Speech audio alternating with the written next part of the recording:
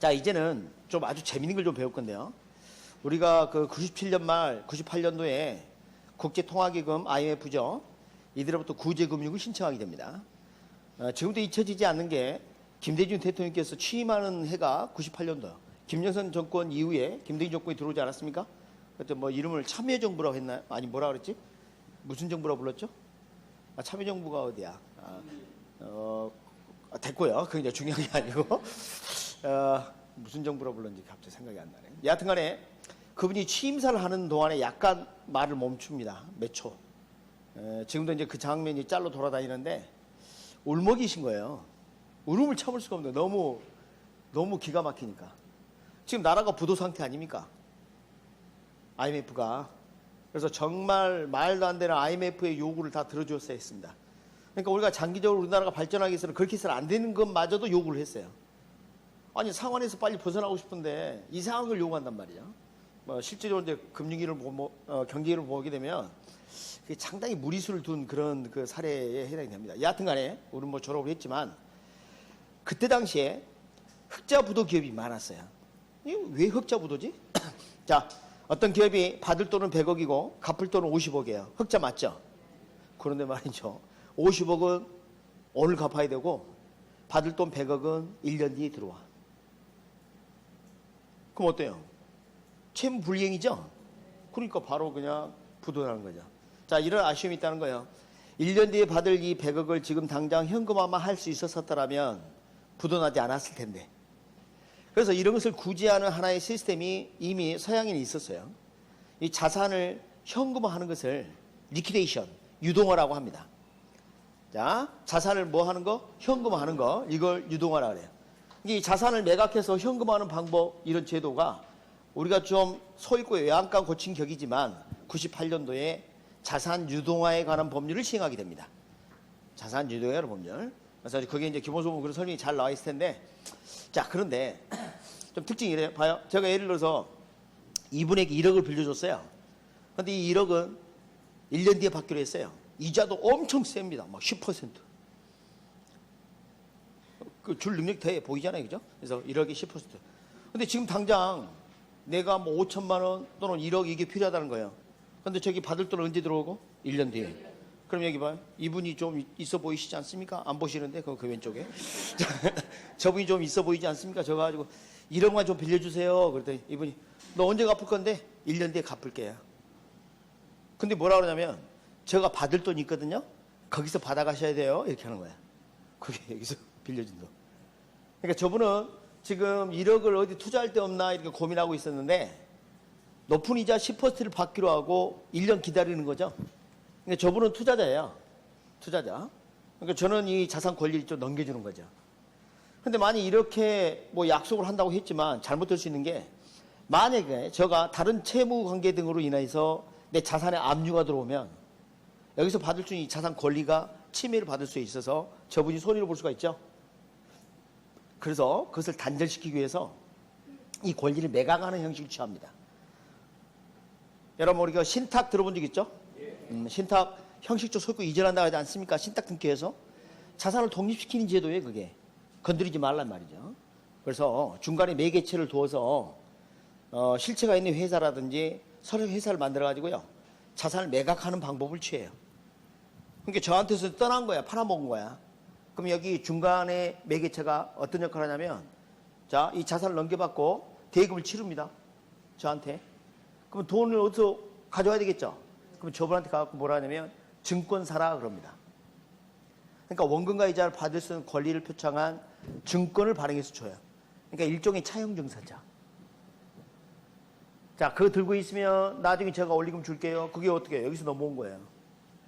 그게 ABS라는 거예요. Asset Backed Security. 그러니까 자산을 담보로 야, 너 백 든든해 할 때 그 백이야. 자산을 백으로 해서 만든 증권이다 그 말이야. Asset Backed Security. ABS라고 적혀 있나요? 그 그림에? 자산 담보 증권? 그래서 이제 그 중간은 다 생략하고 간단하게 좀 적어 놓은 건데요. 자, 그래서 요게 자산 유동화에 관한 법률의 출발입니다. 그런데요, 연구 봐봐요. 저가 금융기관이야. 하고 이분에게 돈을 빌려주면서 저당 등기를 했다. 부동산 담보대출 이런 자산은 그냥 회사채 이런 것보다, 이런 채권보다 훨씬 더 안전하죠. 그래서 저당이 설정된 이런 자산을 근거로, 채권 등을 근거로 증권을 발행하면 특별히 모기지란 말을 붙여줍니다. 모기지라는 것은 이제 생명이 없는 담보, 뭐 그런 의미예요. 담보대출, 담보, 저당. 그래서 모기지 백트 시큐리티라고 해서 MBS라고 부릅니다. 자, 그림 봅니다. 거기 보면 자산 채권을 근거로 오른쪽이 자산담보증권이 되어 있고 그 밑으로 보니까 주택저당증권 이렇게 되어 있죠.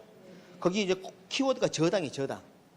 그래서 MBS를 주택저당증권이라고 부르기도 하고 요즘은 이제 저당담보증권 이렇게도 부르기도 하고 두 표현 다 씁니다. 그래서 이론적으로는 주택저당증권, 주택에서 많이 쓰이니까. 그리고 저당담보증권 이렇게 표현도 하고 그래요. 그래서 차용증서를 발행해서 투자자를 유치하는 방법을 취한다는 겁니다.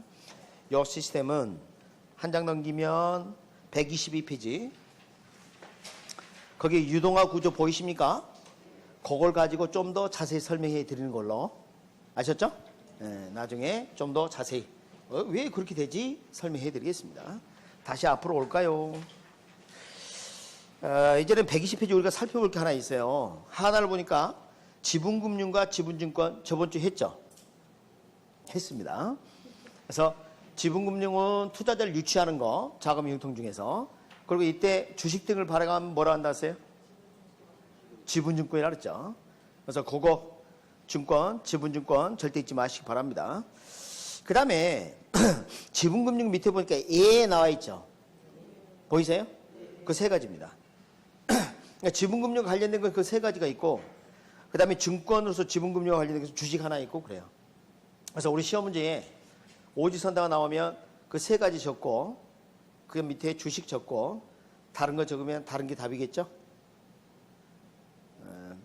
자, 그래서 그러니까 지금 우리 시험이 오지선다라는 걸 모르는 사실이죠?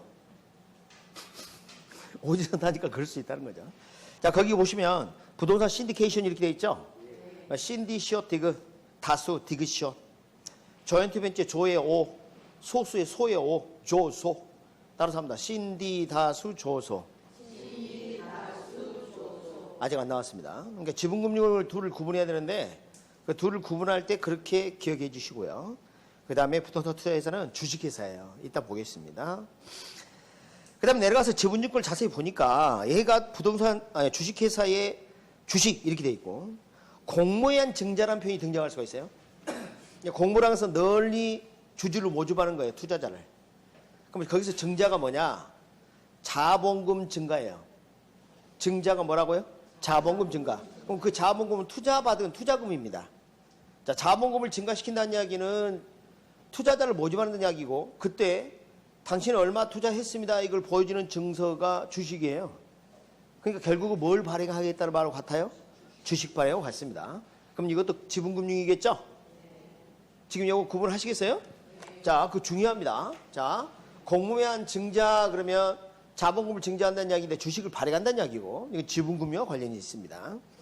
그리고 주식이란 말이 나오거나 구분을 꼭 해주시고 여러분 시험 문제에 지가 나와봤자요. 공모인 증자라는 그 표현이 2번 이상 출제됐어요. 중요한 지문이니까 꼭 알아두셔야 돼요. 그다음에 3번 부채증권하고 부채금융 이야기 나왔습니다. 자, 부채금융 보니까 저당금융, 담보금융이 있고요. 여기 뭐냐면 주택담보대출, 저당대출 그겁니다. 그거. 그래서 우리가 담보 목적으로 저당권을 설정한 것을 저당금융, 담보로 저당을 설정했으니까 담보금융 그렇게 하는 겁니다. 근데 이제 신탁금융이 여기 조금 재밌어. 조금 있다가. 그 다음에 프로젝트 파이낸싱. 이것도 부채금융인데요. 지금까지 이 개발금융의 유형을 찾아보면 지분금융 형태는 거의 없어요.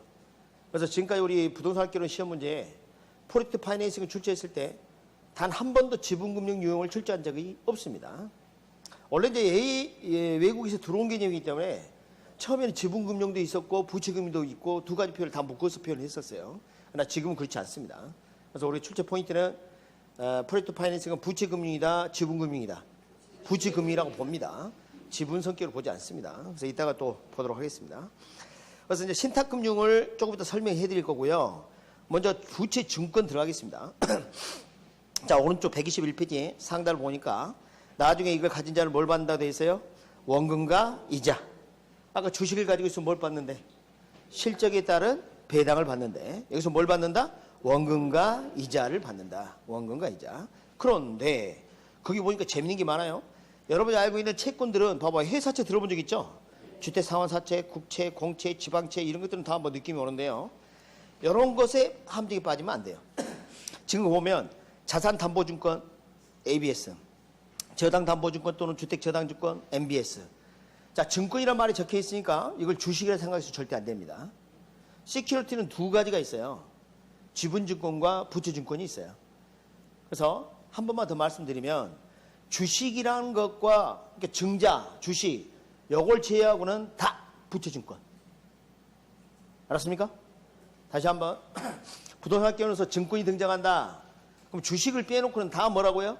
부채증권.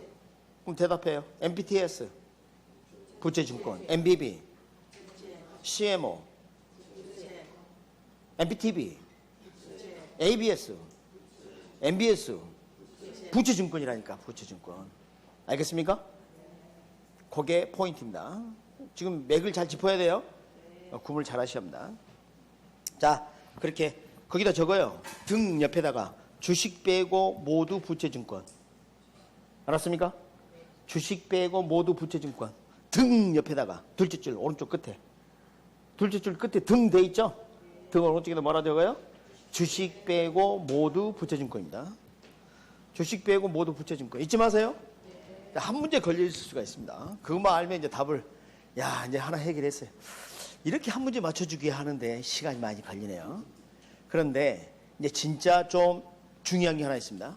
지금 제가 이 설명하는 내용은요, 지금 금융에서만 쓰이는 게 아니라 개발에서도 쓰여요. 그리고 여기서만 쓰이느냐? 여러분 2차 과목 중에 등기법 배우지 않습니까? 신탁 등기 이야기 나오죠. 들어본 적 있죠? 그러니까. 그래서 우리가 이제 권리를 이렇게 표시할 때 소유권을 나타내는 게 뭐예요? 각구이도 표시하고, 그 다음에 처분을 제한하는 저당을 설정할 때는 을구이도 표시하지 않습니까? 그래서 우리 그 권리의 변경을 표시하는 그런 방법으로 공시제도로 등기제도를 들고 있단 말이에요. 그래서 신탁 등기가 형식적 소유권 이전이에요. 그래서 그걸 좀 이해를 좀 해야 돼요. 자, 어떤 갑이라는 사람이 있었어요. 여러분 이제 민법에 익숙할 거니까 제가 갑이라 한번 해볼게요. 저도 한번 써보자고요. 저는 맨날 A만 쓰고 그러진 않습니다. 자, 갑이라는 사람이 있는데 이 사람이 자기가 가지고 있는 부동산이 있었어요. 뭐 토지, 뭐 빌딩 막 이런 거 가지고 있었는데 나이도 좀 들고 말이죠. 이걸 관리 능력이 좀 없어요. 그래서 이것을 전문업체에도 좀 맡길 수가 있습니다. 근데 보통 그러면 맡기는 사람은 위탁자, 맡은 사람은 수탁자라고 그러겠죠. 근데 이것을 신탁법에 따라 맡기게 되면 위탁자를 특별히 신탁자로 불러주기도 해요. 그래서 자, 갑이 을에게 뭔가 이렇게 맡겼어. 그러니까 이게 위탁자인데 신탁법에 따르면 신탁자라고 부를 수도 있고요. 그 다음에 을이 수탁자라고 할 수가 있는데 되게 이제 신탁회사가 이런 역할을 해요. 신탁회사. 그러니까 행위무 능력자 안 되고 당연하겠죠. 그 다음에 파산자 안 됩니다. 이들에게 맡겨요. 여기 행위무 능력자 안 돼요. 그래서 이렇게 넘겨줍니다. 넘겨주고 신탁 등기를 하는데 형식적 소유권 이전을 합니다. 그래서 소유권 이전. 자, 주의할 게 있습니다. 제가 방금 형식적이라고 그랬죠. 실제로 팔아먹고 대금을 받은 게 아니라 신탁의 기간을 정해서 소유권이 넘어간 것처럼 하는 겁니다. 그러니까 신탁 기간 동안만 누가 소유권을 가지고 있는 거예요? 을이. 여러분, 소유권이 넘어가 있으면 갑의 자산에 압류가 들어오더라도 이 자산은 건드릴 수가 없겠죠. 자산의 독립성을 인정해 주기 위해서 그래요. 그래서 신탁 등기를 하는 거예요. 건들지 말라고. 알겠어요? 그래갖고 넘겨주면, 자, 20년 동안 내 토지 맡길 테니까 그 개발하거나 관리하거나 처분하거나 이렇게 해라. 그러면 우리 넘겨받고 이 재산을 토지를 막 개발하거나 뭐 이렇게 해서 얻은 수익이 있거나 이러면 돌려줘야 합니다. 자신의 노력이 되니까 챙기고, 그리고 재산도 돌려줍니다. 신탁 기간이 끝나면. 그걸 받는 자를 뭐라 하냐면 수익자라 그래요. 수익자. 수익자는 행위 무능력자 뭐 이런 거 상관없어요. 받는 입장이니까 누구든지 될 수 있어. 그러니까 이래요. 갑이 자기를 수익자로 할 수도 있고 자기 어린 자녀를 수익자로 지정할 수도 있겠죠. 그러면 이걸 받을 수 있는 권리를 표창한 증서가 있는데 수익권 증서라 그래요. 뭐라 한다고요? 수익권 증서. 수익권 증서. 증서를 줍니다. 증서를. 그럼 이 증서를 가지고 있으면 나중에 이 수익권 증서는 뭐 처리할 수도 있어요. 처분할 수도 있고 막 그래요. 이걸 가지고 있으면 나중에 수익도 받을 수 있고 재산도 넘겨받을 수가 있으니까. 뭐 이런 게 이제 부동산 신탁이에요. 그러니까 부동산 신탁이라는 것은 부동산을 맡겨서 그 수익과 재산을 나중에 수익자에게 돌려줘라 뭐 이런 약속입니다. 약속. 근데 여기 소유권 이전 형식을 신탁 등기를 해서 그렇게 한다는 거죠. 자, 여기까지는 무슨 말인지 대충 알겠어요? 그래서 여러분 그 교재를 보시면 제가 신탁의 개념하고 부돈 신탁까지 설명을 방금 해드린 거예요. 응? 네, 그런데 이제 잘 봐요. 이제 자 이제 어떤 거냐면 알고 봤더니 이 위탁자가 사실은 개발업자였다는 거 아니에요? 개발업자. 대규모 개발 사업을 하고 싶은데 개발 부지만 확보돼 있어요. 근데 거기 뭐 들어가는 뭐 추가적 뭐 건설 자금이나 이런 게 있어야 될 거 아닙니까? 그래서 어떻게 하냐면 이 개발 부지를 담보 신탁합니다. 신탁이 신탁인데 무슨 목적이에요? 담보 목적으로. 그러면 요 신탁회사가 수익권 증서를 발행할 때 갑이 지정한 요 수익자 금융기관에게 질권 설정하도록 한단 말이에요. 여러분 그 부동산은 담보로 저당을 설정하죠. 동산 등에는 질권을 설정해요. 비슷하다 생각하세요 그냥. 여러분은 뭐 질권 안 배워요. 공인중개사 시험은 질권까지 하지 않죠. 그러니까 뭐 그냥 그런 게 있다 이렇게 하세요. 그럼 이걸 붙잡고 돈을 빌려주는 거예요. 그러니까 이것을 근거로 담보로 돈을 빌려준 거라니까. 그래서 이렇게 이제 자금을 대출해주면 이 자금을 가지고 이제 개발 사업을 진행합니다. 그럼 개발이 다 끝나면 어떻게 돼요? 원리금을 상환해야 되겠죠. 원리금 상환을 하게 됩니다. 그럼 이 계약 관계 다 끝나요. 그럼 이 재산은 다시 원상태 되돌아갑니다. 그러니까 무슨 목적으로 신탁한 거예요? 담보 목적으로. 다시 한번 원래 부동산 신탁인데 이것을 자금 조달 기법으로 활용한 게 신탁금융. 신탁이라는 걸 통해서 자금을 융통한 거죠. 그렇죠? 네, 그래서 부동산 담보 신탁 또는 뭐 어떤 사람은 이렇게 말해요. 수익권 증서금융 이렇게 말하는 사람도 있고 그래요. 이게 중요합니다. 이게. 그래서 우리 대규모 개발 사업에서는 거의 이 방법을 많이 써요. 이 방법을. 여러분, 자, 을구에다가 뭘 적고 뭔가 저당을 설정하게 되면 처분이 제한되죠. 그건 알고 계세요? 그래서 자 금융기관이 갑의 토지에다가 저당을 설정하고 대출을 해주게 되면 갑이 문제가 좀 있어요. 이 재산을 갖다가 처분이 제한된 상태이기 때문에 마음껏 분양하거나 선분양하거나 이런 데 문제가 있어. 그러니까 그런 걸 별로 선호하지 않아. 또 금융계에 또 싫어하는 게 뭐냐면 만약에 저당 설정을 해가지고 대출금을 상환을 못한다. 그러면 압류 들어가야겠죠? 경매 들어가죠? 그럼 어떻게 되는지 최종 3개월 임금, 조세, 채권, 우선순위 들어본 적 있어요? 네. 그러니까 그걸 우선하고 그러면 자기한테 떨어지기 또 부족해. 그럼 부족금 또 소송직 날 새는 거예요. 그래서 이건 어때요? 그럴 필요가 없어요. 왜냐면요. 만약에 원리금을 상환 안 하잖아요? 그러면 얘가 신탁 재산 환가 요청을 합니다. 환가 요청을 하면 바로 공매가 개시됩니다. 공매 개시해서 팔아. 그래서 대금을 여기 줘버려요. 얘가. 압류보다 훨씬 더 편하죠? 그래서 금융기관이 이걸 선호해요. 단점이 하나 있어요. 지금 요 수익권 증서에다 질권 요걸 담보로 한 거죠. 만약에 대출은 10억 해줬는데 이렇게 갖고 팔았더니 8억밖에 안 돼. 그럼 2억 못 받아요. 이걸 근거로 했으니까. 그게 좀 달라. 그러니까 이걸 말하면 비소구라 그래요. 부족금액에 대해서는 소구권을 행사할 수 있다 없다? 없다. 그런 단점은 있어요. 그러니까 그 금액을 생각해보고 해줘야 되겠죠. 그러니까 금융기관은 상당히 용이합니다. 여기에. 쉽게 얘기해서 뭐 여기 봐요. 요 계약 체결할 때 비용 얘가 다 부담하지. 나중에 돈 안 갚으면 환가 요청하면 바로 그냥 대금 들어오지. 얼마나 편해. 그러나 그런 약간 단점은 있다. 그건 큰 단점이 아니에요. 그보다 적게 대출이 좀 되니까. 그죠? 이게 부동산 담보 신탁입니다. 자, 문제는 이게 프로젝트 파이낸싱을 이해하는데도 기초가 된다는 겁니다. 그 다음에 또 두 번째는 우리 개발에 있어서 토지 개발 신탁이라는 게 있어요. 그걸 이해하려면 이 두 번째 부동산 신탁을 알아야 돼. 모르면 안 된다는 거예요. 그래서 공간을 좀 요약집이지만 할애를 해놨습니다. 대부분 책들이 이게 좀 잘 안 되어 있습니다. 안타깝게. 그래서 그렇게 좀 아시면 되겠다. 이해되셨어요? 자, 그거 좀 자세히 읽으셔서 꼭 정리를 하셔야 합니다.